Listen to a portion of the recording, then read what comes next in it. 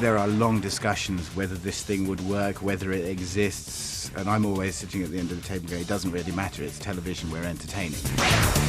Each actor has his own drawer or bin where we keep multiples of each of the props. We think to ourselves, what can't possibly happen, and then we tend to try to find a way to justify making it happen.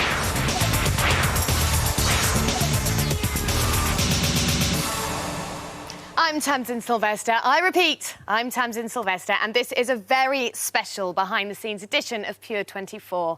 On tonight's show, I'll be talking to Joseph Hodges, 24's production designer for both Series 1 and 2. Hello, Joseph. Thank you very much for coming to see us. We'll try not to scare you with our 24 obsessive natures. It's fine. We've just watched episode 14. Do you still get excited? Do you still enjoy watching the episodes, even though you're so heavily involved in them? No, in America, they have it on a Tuesday night, and I get the East Coast as well as the West Coast feed at home, and I'll watch it at 6 o'clock, and then I'll watch it again at 9. So you'll watch it twice? Oh, yeah. Do you get very proud when you see your sets on the screen? Yeah, it's great fun. It's like, yay, I did that. I'm very, very clever. Well, we've also got exclusive interviews tonight with 24's props master, Dick Kiker, and executive producer, Howard Gordon, who told us why the series had to start at 8 a.m. Plus, I'll be getting the views of our studio audience. But I also want to know what you think. Have you got a question for Joseph?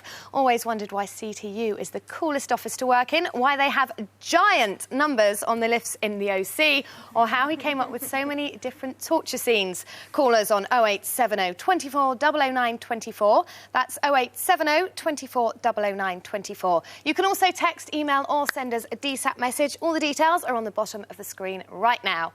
So at last, the bomb has fallen into Jack's hands. Kim's discovered there's no nuclear fallout in LA.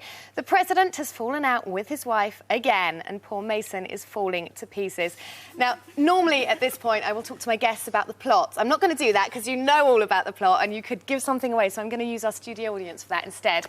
Shad in the front row there. Hello. Mason, bless him. We were all talking last week about, you know, how long's he going to last? Are we going to see him die? The man walked out so quickly. I know. I think it's a shame because we've been seeing him decompose basically in front of our very eyes for just bits of him for falling weeks. off. Yeah, I was hoping an ear would drop off, perhaps an arm or something. Yeah, he's gone. I think it's a shame. Do you think he'll be back? Probably, yeah. I was hoping the end would be when a phone call would go through to his office and it'd just be a pool of blood on the floor and some clothes. Just a nose, maybe, just in the middle of the pool of blood. Yeah. Zoe, one of the bits I really enjoyed in this episode was the Kate and Marie scenes. Thought they were fascinating. What did you think if only of those? Marie would shut up. I was screaming, shut up, shut up. She's got a bullet wedged in her elbow. It hurts. We never liked her whining, and it got so bad. But she gave in the end. I know she had to. She was in so much pain. And Kate didn't really have to do much, although we thought Kate's become a kind of all-round, all-purpose C2 employee. She needs to go on the payroll, The amount of times he said, now, Kate, we're going to need your help on this one. Yeah, I know. She always gives it. Why does he need her so much? Yeah. We go to Helen on our back row. The Palmers. He's finally stood up to his wife. She went to stand up. He was like, no, you sit down, and told her what for. Did you enjoy that? I did, but I think it might be the start of maybe David's always been proved right. Maybe now this is the time he's going to be proved wrong. I really still think that Sherry is telling the truth.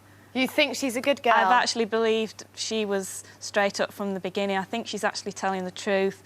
And maybe now David, this is actually going to be his mistake, is by getting rid of her. I think she's one of the good ones. OK, thank you very much. I'm going to go to Michelle in the front row and ask about the scene where Marie got shot. Jack's just hardcore. He will not stop shooting people, torturing people. I just wish he'd have shot her again. You're not being very nice about Marie. I think she's a fantastic villain. Are you not enjoying what a great villain she is? She did look better as a brunette than she is as a blonde. It's a shame the wig fell off. Yeah, really, it is a isn't shame. But no, I just wish he'd have squeezed harder and shot the other arm. OK, fine. We're going to take some messages now. This is from Danny in Surrey. Marie or Omar must know how to defuse the bomb. After all, Omar was around when it was getting built. Get him on the job with Jack holding a gun to his head. That's true, he must. Alex T says, that was a really interesting episode. Kim got clever, which was strange and unexpected. What do you make of Tony being put in charge? Will he do his job properly or abuse his power? Well, Joseph, you can see how popular 24 is and how obsessive we are about it. I want to talk about your role as production designer. What do you actually do? What's your day-to-day job? Well, I design all the sets.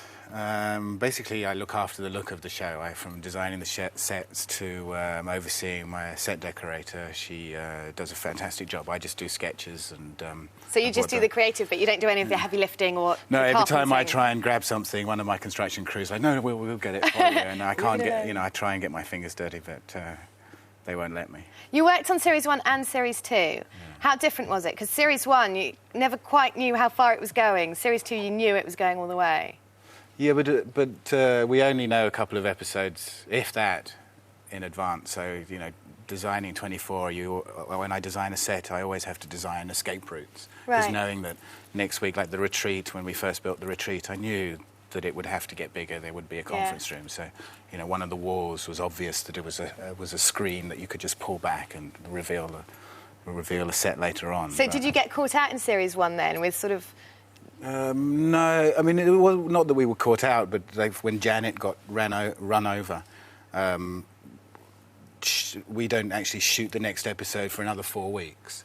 And so we only shot in that street because it was convenient that time. So 4 weeks later, I have to make some street now in the valley look like the street we were in. So making work for yourself. So how do you start off? Do you start with sketches, with computer-generated images? Usually I just sort of read the script and have an idea, and if I get a chance to do a sketch, I'll do the sketch. I think we're looking at one now. Yeah, that Talk was us through this one. the original sort of design for CTU. The pilot was shot on location. And it was all very, if you look at the pilot now, it was very different. It was very brick and wood, and the ceiling was all nice and homey.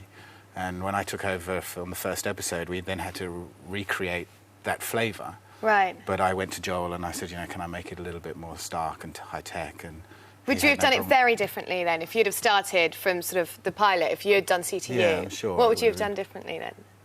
It probably would have looked more like OC. Oh, OK.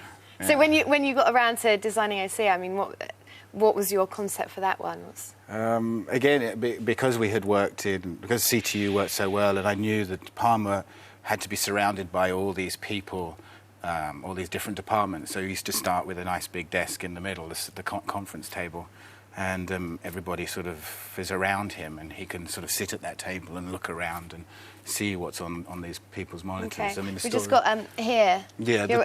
What is this? Describe this. This was the top left is sort of a little bit of the actual drawing that I do in the computer. I build the model, and then the bottom right is the actual photograph of the set. So what did you, I mean, you've gone for a real stylistic thing there. Mexican restaurant. What's your influence I heard there? that something about a Baltimore hotel. It's literally Thunderbirds has come up, and it's just because I was born in '63, and in '64 the only television that I was allowed to watch was BBC, and I think the only thing I really watched was Thunderbirds, so it influenced me. So when I'm given a blank piece of paper and somebody says, design something. So many times I've designed things, and then I'll look at an episode of Thunderbirds. When I went to architectural school, I remember designing something, and then years later seeing an episode of Thunderbirds and going, did I not do that? Yes. So what? I mean, have a look here. So on the walls there, it obviously looks quite old, like it's been there for a long time. I mean, it was sort of built. It was supposedly built around the Apollo 13 when they were building all that sort of stuff. So I wanted it to give it that 60s look. So it's been there for a while. The Cold War look. OK, we're going to take some messages now. People will have questions for you. As things always happen on live television, our tablet has broken down, so we're going to get the messages up here for you. Starsky says, oh no, Bobby in Cardiff, how do you choose locations? Do you choose locations, or is that a separate job? When we get the script, I go to, there's 2 location managers, one who's working with the crew, the shooting crew, because we're shooting 2 episodes while we're prepping the next 2 episodes. It's a fast turnaround, isn't it? Yeah, is that we're just scary? 15 days. We shoot at one, and like episode 13 and 14, they're shot over those 15 days.